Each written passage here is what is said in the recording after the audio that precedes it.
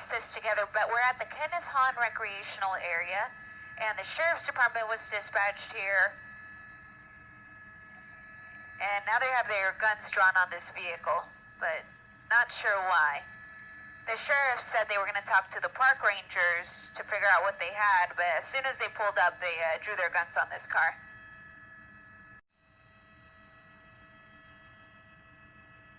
Oh, he's going. Good luck running from the cops in here, buddy. You're not going to get anywhere. Uh-oh. No, don't come back in their direction. Oh, no. There's literally nowhere for him to go.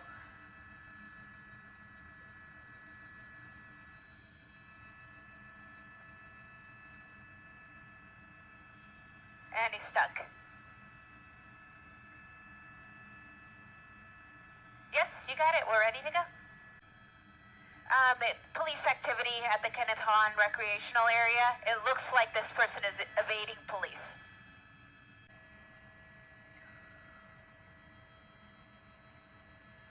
He's gonna lose control right here.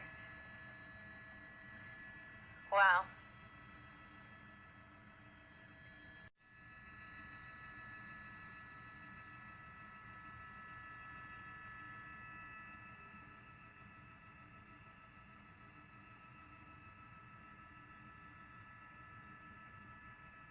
Tapping.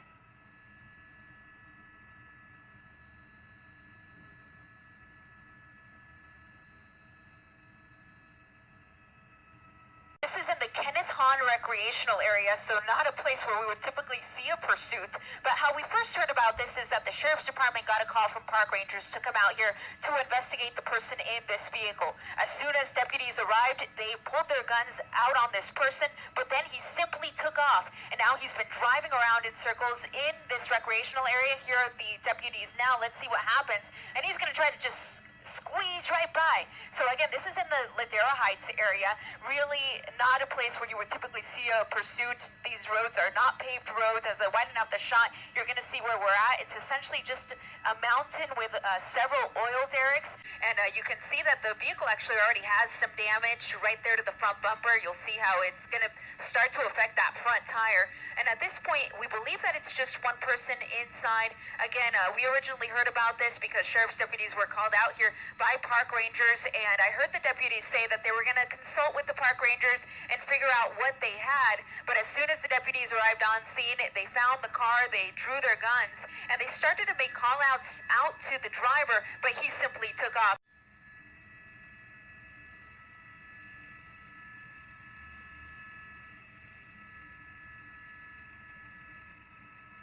We're good.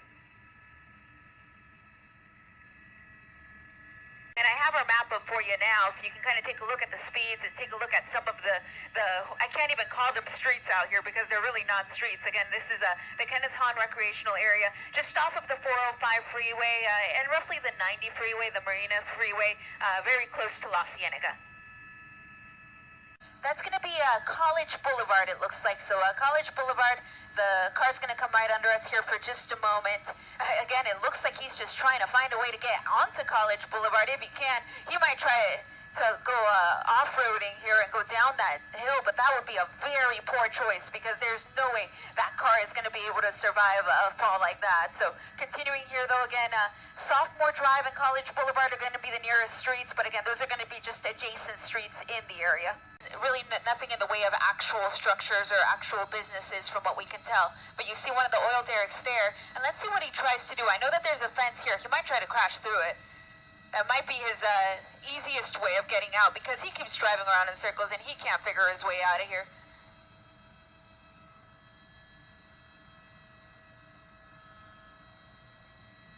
You're looking at a bizarre pursuit here in Ladera Heights, the Sheriff's Department overhead on this one. This is happening in an oil field, if you know that area around La Cienega and Fairfax and Slauson. There's a lot of oil fields in that area, and here you have somebody, it looks like they're off the main beaten path there. Yeah, certainly off-roading at this point. Looks like a four-door sedan of some type, And for also to figure out where this is for some more perspective, this is right near the Kenneth Hahn Park, the Kenneth Hahn State Recreation Area. You know, it's unclear because we never heard the original call.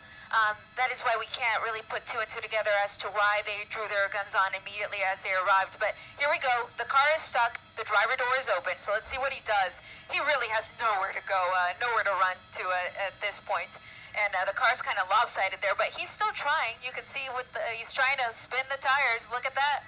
All of that dirt shooting up here. And here he goes. He's out of the vehicle. Hopefully he'll just comply, because the deputies are not far away. They're just down the hill. Their behavior is still bizarre. Okay.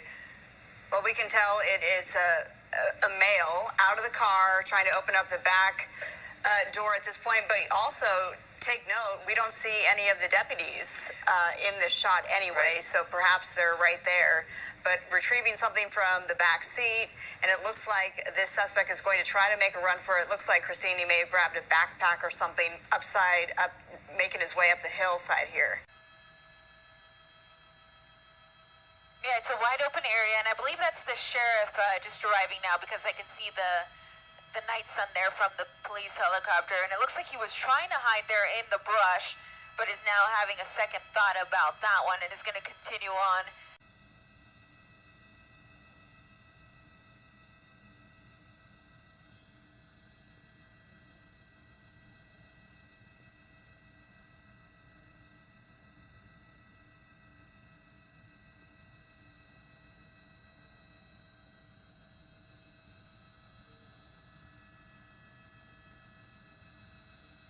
Somebody else, yeah.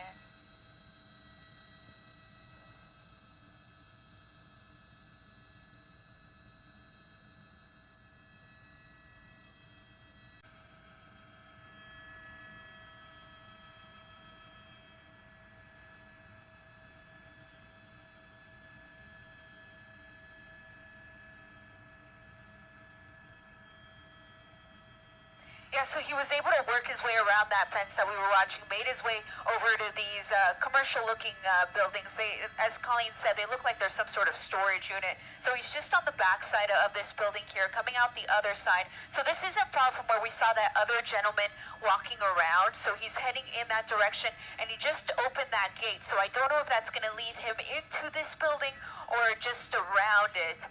But I know that I'm still hearing the sheriffs on the scanner, so I know that they know where he's at. But that is where we just last saw him. But this is going to put him just off of Jefferson Boulevard, so he has been able to work his way down to a major street in his attempt to get away. More than an hour after the wild chase started, police found the driver trying to blend in on a busy street. But police got a good look at him as he drove head first toward their squad cars and swerved through Kenneth Hahn State Recreation Center. And the driver eventually ditched his car and ran into a neighborhood. It took about 30 minutes for police to find and arrest him.